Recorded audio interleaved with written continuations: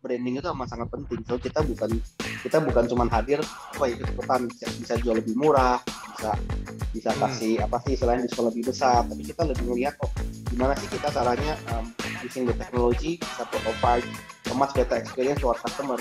How can you be comfortable working with someone yang it will be there for tens of years. Jadi bukan cuma sekedar, karena again ya, ini amat sangat penting. Jadi ini lebih penting daripada skill sebenarnya. Company bisa nggak give value back terhadap tim yang akan kita ajak join. Ini nggak kalah penting. Jadi harus dua arah lah kayak sih. Kalau misalnya kita butuh kok, tapi mereka itu sebenarnya culture-nya nggak cocok, mereka itu sebenarnya secara value nggak bisa dapat apa-apa dari kita, ya kita nggak akan hire seberapa butuhnya itu. Hi, I'm Italo Gani. I'm Zahra, and you are watching Impact Talk, where we have in-depth conversation about building and growing startups. with the people that was there from the start. No fluff, no sparkling stuff. We dive in and tease out valuable insights and applied knowledge from our created guests, So that you can grow your startup and build successful company that will last. So, get ready to catch because someone is about to drop some wisdom. This is Impact Talk by Impact 2.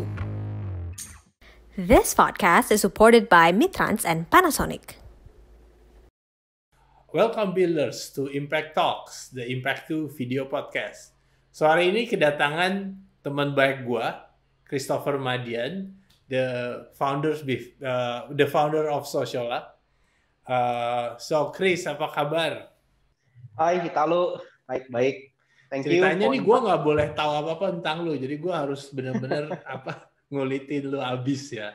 Mungkin Chris, lu cerita dikit dong tentang yourself and tentang Sociola. Okay, so introduce myself. I'm Chris, co-founder of Sociola. Jadi gue buat Sociola dulu, founded with two of my partners, John Marco, and also Krisanti, which is my sister. Jadi kita mulai Sociola di 2015. Kita mulai sebagai a simple e-commerce beauty, a simple e-commerce in beauty and personal care back then in 2015. We always start with the customer in the center. Jadi sesuatu yang amat sangat kita perhatikan kan. So kita pas bikin startup pertama kali itu kita nggak berpikir untuk just create another e-commerce sih. Kita tapi berpikir gimana caranya create something yang really bring value to our customers. So we start with e-commerce and then fast forward today, 6 years later, kita manage to grow ourselves dari a single e-commerce company to become a full integrated ecosystem in beauty and personal care. Ya jadi for now bisnis kita udah di beberapa area juga, pilar. Kita ada beberapa pilar bisnis juga. Jadi bukan cuma sekedar e-commerce, kita juga ada media sendiri sekarang. Jadi media kita called Beauty Journal, which become one of the largest media in beauty and lifestyle. Terus kita juga ada community kita inside the Soko app kita. Kemudian kita juga ada omnichannel store yang memberikan experience yang sama buat online dan offline. And then on top of it kita juga ada B2B business that currently serving more than 55,000 point of sales di Indonesia. So all in all, jadi as a group kita ada macam-macam deh kalau untuk beauty and personal care. Terus juga last year kita thankfully in the middle of pandemic kita masih manage to expand ourselves. Jadi kita expand ourselves ke dua area. Pertama expansion, geographical expansion. Jadi kita jadi salah satu startup Indonesia yang expand ke Vietnam. Jadi kita pertama kali kita launch e-commerce kita di Oktober 2020 di Vietnam. Kemudian di November 2020 kita buka toko pertama kita di Ho Chi Minh. Kemudian 3 or 4 months later kita juga buka toko kedua kita di Hanoi. And as of now kita ada 3 toko, 2 di Ho Chi Minh and 1 di Hanoi. Kemudian at the same time di 2020 kita juga expand ourselves to another verticals. Jadi 2020 kita launch Lila. So Lila is another ecosystem for us. But untuk sekarang Lila serving mom and their loved one basically. So kita grow ourselves sih basically. Jadi dari dulu pertama kali kita become a single e-commerce company, we grow ourselves to become ecosystem, and then now we are also entering another ecosystem, another area as well, to form a full what we call a ecosystem, because basically when we put something when we put customer in the middle, right? So our customers has been evolving also kan. Jadi dari sini kenapa kita entering the mom and babies itu as simple as karena ya customer kita itu as we identify them, most of them, if it's not all of them, going to be mom one day kan. Jadi dari sana kita juga ingin serving mereka lebih dengan lebih relevan. Makanya kita perlu bikin satu ekosistem baru di sana karena jelas kita Sociolla nggak bakal bisa kalau buat jualan produk mom baby agak nggak relevan ya. Jadi kenapa kita perlu buat ekosistem baru untuk serving ini. Kemudian at the same time kita juga manage to replicate our ecosystem di another geographical area which is di another country di Vietnam. So sekarang ini kita secara company kita lumayan kompleks. Kita benar-benar service end to end. But again, the same principles that we have when we launch, which is like we put the customer at our center. It is still become what we are doing today, and that's how we evolving from a single e-commerce company to become a real ecosystem like today. Okay, very complex. Chris, gue mau nanya dong.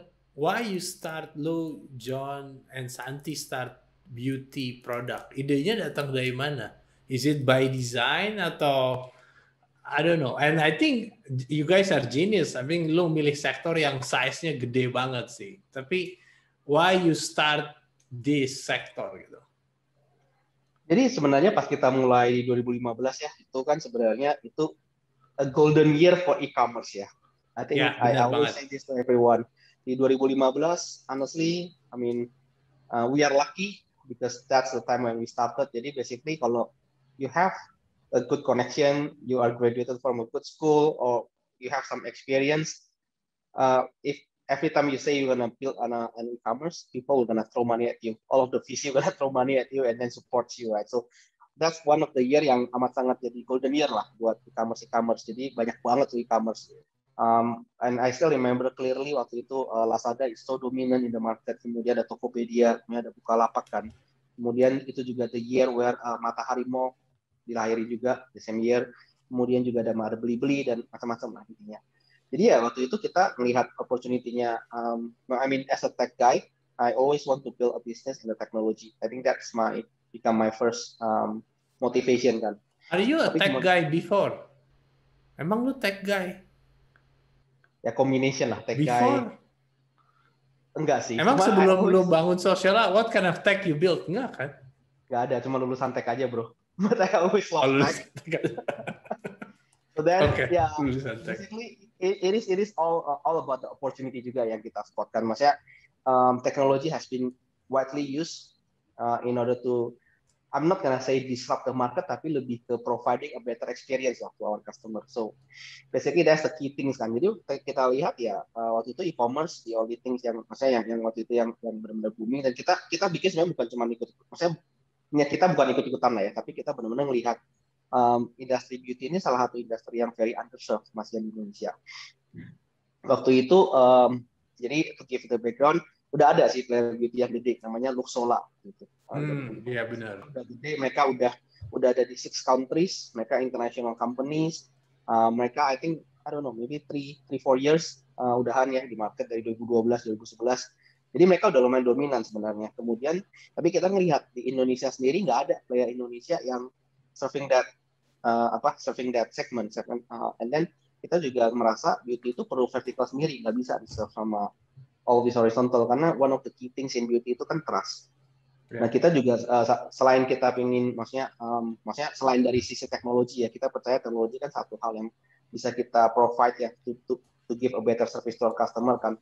Nah selain itu kita juga ngerasa beauty ini benar-benar butuh satu tempat di mana kan udah gak bingung ya masalah kita tinggal beli aja tuh, udah gak ada. Teman kan back then di 2015 kan orang mau beli dari e-commerce tuh bukan cuma masalah trust akan barangnya atau spesifik sellernya, tapi trustnya itu e-commerce secara general. Gue beli barang online, keantar nggak ya barangnya ke tempat gue.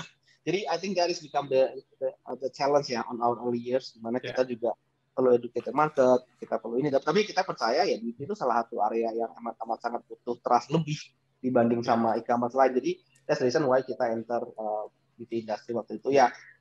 Tiga-tiganya kita nggak ada background beauty at all sih. Iya, makanya bukan datang atau Santi influence both of you probably. Yes, definitely Santi is the one that in a way helping us to shape all of the branding inside. tanpa ada Santi jelas gak mungkin ya kita bisa buat branding yang dua cowok gitu ngebangun beauty. amat sangat beauty lah ya. I think Sociola is for now ya, thankfully udah jadi top of mind juga lah ya buat untuk beauty enthusiast kan. Jadi tapi again Santi waktu kita mulai dulu awal-awal banget ya, we have a lot of challenge to be honest, karena PR kita double. Jadi bukan cuma untuk get the trust for our customer like untuk e-commerce secara general, tapi juga untuk get the trust from all of these beauty brand supaya mau jualan di tempat kita. Yeah. Karena for all of these beauty brand itu sebenarnya brand equity mereka tinggi banget tuh. Rata-rata produk beauty itu kan produknya udah puluhan tahun, ada yang ratusan tahun juga.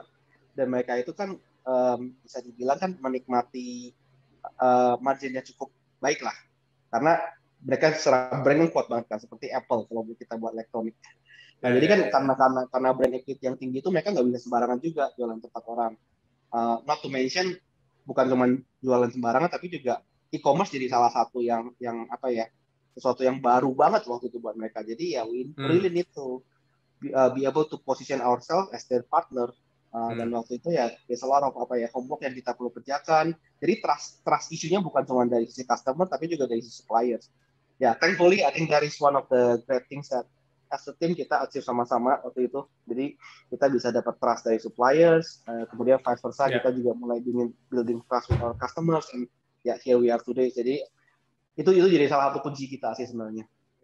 Nah, Chris, sedangkan your background kan you don't have ya tadi gue bilang you are a tech graduate but you running business setahu gue seafood business ya.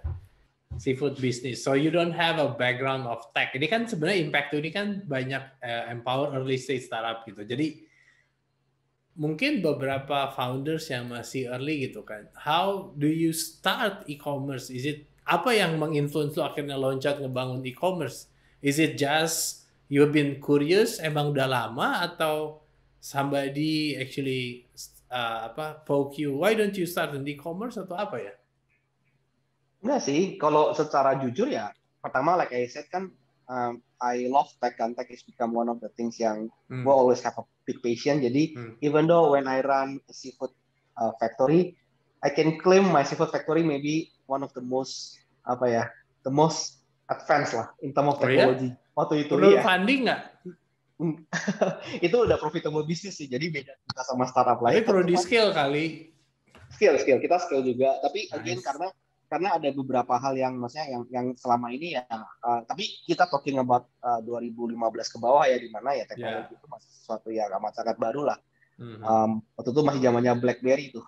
Kita mulai ya, jadi iPhone definitely masih belum terlalu populer. 2012 ya kalau nggak salah iPhone baru lahir kan. Jadi again all in all itu sesuatu yang kita mulai waktu itu. Dan ya back to your question, kalau the key is I love tech and I want to have to build some tech company yang benar-benar benar-benar bisa dibanggakan nih. And again, we also want to be famous for an Indonesian company yang selain bisa berjaya ya di market kita sendiri, juga bisa expand ke mana-mana juga. Tapi core kita selalu teknologi. Jadi beauty commerce itu kan salah satu bisnis kita ya. Jadi dari awal kan kita bikin bisnis ini, kita fokus di beauty. Sekarang ini kita udah mulai masuk ke mom and babies. Tapi again all of this within the 6 years itu apa yang kita bisa achieve itu it is all possible just because of it's being enabled by technology. Jadi we have invested a lot di sana in terms of all of teknologi yang kita bikin. Jadi kita sebenarnya as a founder I don't envision that we build all of the technology yang people nggak ngerti sih.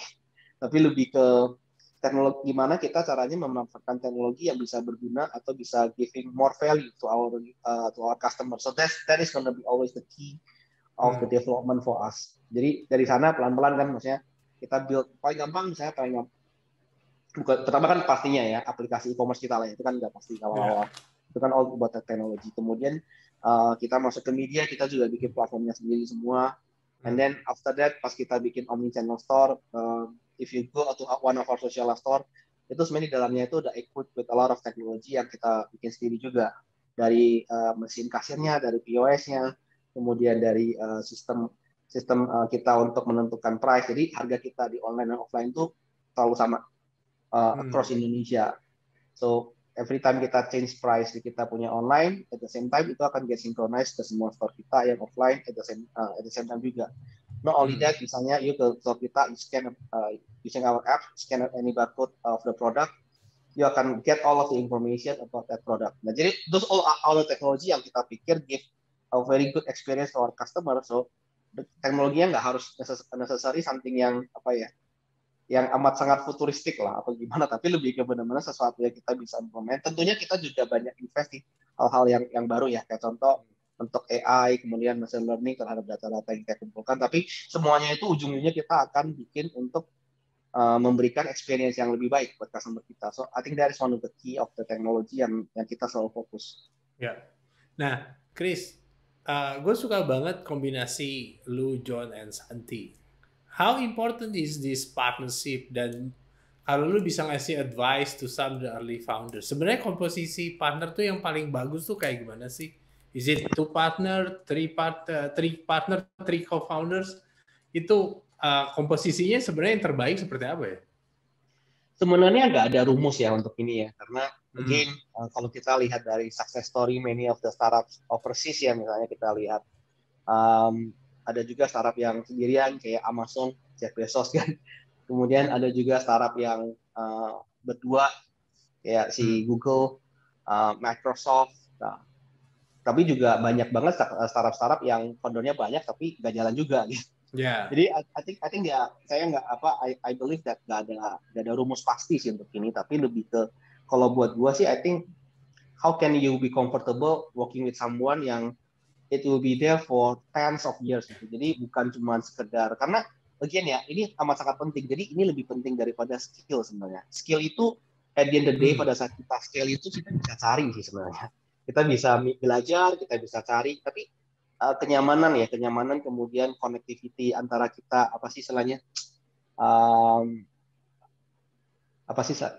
chemistry itu penting banget karena ya at the end of the day like I said, skill itu semua bisa kita acquire atau kita bisa dapetin dari yang lain, tapi chemistry antara sesama founder itu nggak bisa dibeli atau nggak bisa dibuat kan. Jadi I think that's gonna be one of very important point kalau you wanna find your co-founder. Jadi intinya kita harus cocok dulu lah. Cocok, kemudian visi misinya juga sama. Jangan sampai nanti ada yang ngebayanginnya bikin A, satu lagi ngebayanginnya bikin B. Nah, itu kan repot tuh. Jadi tapi kan lu kan udah kenal John udah lama kan? Betul. And that's one of the reason kenapa we start the company together kan. Dan karena saling percaya, makanya ya kalau buat gua mungkin lebih gampang ya karena I'm jumping from my own company. Jadi kan ya misalnya my company juga my company, jadi gua lebih santai. Tapi John kan has a big trust. To be honest, I put a lot of appreciation juga ke dia. He has a super good career di banking. Dia he's the one that misalnya bikin banyak IPO di Indonesia sebelum pasnya dia masih aktif di bank. Dia berani tinggalkan karir itu and jump into the ship with me kan. Jadi I think and at the end of the day, apakah waktu itu gue udah jago banget, teknologinya udah jago banget, masalah bisnis nggak juga. Nobody, nggak ada dari kita bertiga yang ngerti masalah beauty. Waktu kita mulai juga, gue akan admit ya, I'm not that good yet in terms of the technology. I mean, I'm graduated, I have I have my degree in computer science, tapi kan ya kayak tadi lu bilang ya, gue belum pernah kerja di tech, ya pengalaman juga nggak ada kan. Tapi jadi all in all, I think skill along the way kita belajar. Ya, zaman dulu juga siapa sih yang 2015 ya, siapa sih yang bisa bilang gue expert digital marketing, ya nggak bisa juga kan. Tapi kan kita perlu belajar. Jadi gimana? Nah kalau lu bilang zaman dulu kan nggak ada yang ngerti, tapi kan ya itu, lu bilang tadi kan zaman itu zamannya e-commerce are so everybody like gampang banget lah fundraising di e-commerce, dan itu zamannya yang fundraising e-commerce banyak, terus JMB, tapi lu nggak kebawa somehow. Kalian itu, gue waktu ketemu kalian pertama kali, kalian tuh tidak kebawa sama the other e-commerce gitu. Kalian tuh agak berbeda gitu kan. Is it karakter dari kalian yang seperti itu gitu, atau kalian udah dari awal ngelihatnya bahwa we need to be sustainable dari awal, atau kayak gimana ya? Nah itu dia, makanya tadi kan gue bilang kesamaan visi misi itu penting ya sebagai founder. Kan ada dong pasti founder yang tertarik untuk do the fast way. Nggak salah juga sebenarnya ya. Itu sebenarnya tergantung sifat masing-masing. Ada founder yang lebih long term thinker gitu. Kita bertiga sih lebih put ourselves lebih ke long term thinker.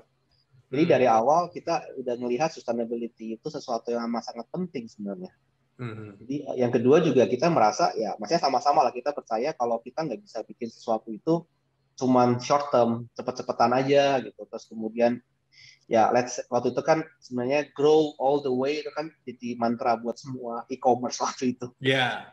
If kita bisa grow 300%, 500% year on year, walaupun kita jual barang $10 dengan $8 itu juga ditanganin sih. Tapi again, we know for sure that is not something that is sustainable to be honest. Jadi itu sesuatu yang menurut kita yang jadi jadi kunci utama kesuksesan. Jadi kan kita selalu berpikir long term. Again kayak as of today juga myself, John, and Santi itu kita lebih berpikir apa sih yang kita perlu build 3 tahun lagi. Jadi sebenarnya bukan sekarang juga yang kita fokusin. Jadi that's how we always think as a partner ya.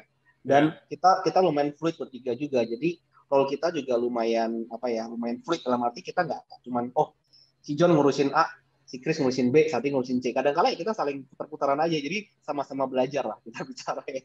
Jadi ujung-ujungnya ya sama-sama semua bisa mengerti macam-macam. But again, back to my point, kesamaan visi itu benar-benar amat sangat penting karena at the end of the day kita berpikir kita mau bikin sesuatu, tapi kan pivot itu amat sangat normal ya di semua startup kan. I think there is no way kita ada company atau startup yang dari awal pikirnya mau bikin A, 5 tahun kemudian benar benar bisa bikin A. I don't think there's a case like that. Even Google, even Facebook kan, even even Microsoft, even Apple kan dari awalnya sama hari ini udah beda banget tuh.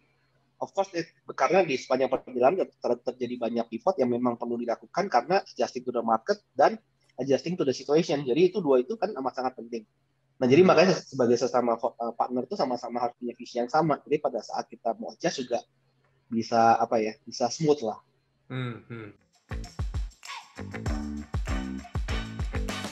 Tapi mereka lupa fokus ke building the team, fokus ke recruit the best talent. Company bisa nggak give value back terhadap tim yang akan kita ajak join. Ini nggak kalah penting, jadi harus dua arah lah kayak sih. Kalau misalnya kita butuh tapi mereka itu sebenarnya culture-nya nggak cocok, mereka itu sebenarnya secara value nggak bisa dapat apa-apa dari kita, ya kita nggak akan hire. Seberapa butuhnya itu, working efficient is much more important than working hard, karena kita kerja keras. Kalau misalnya kerjanya nggak efisien kan juga capek kan. Jadi segala sesuatu yang bisa kita automate, kita harus automate. That's become one of the principle yang kita selalu pegang.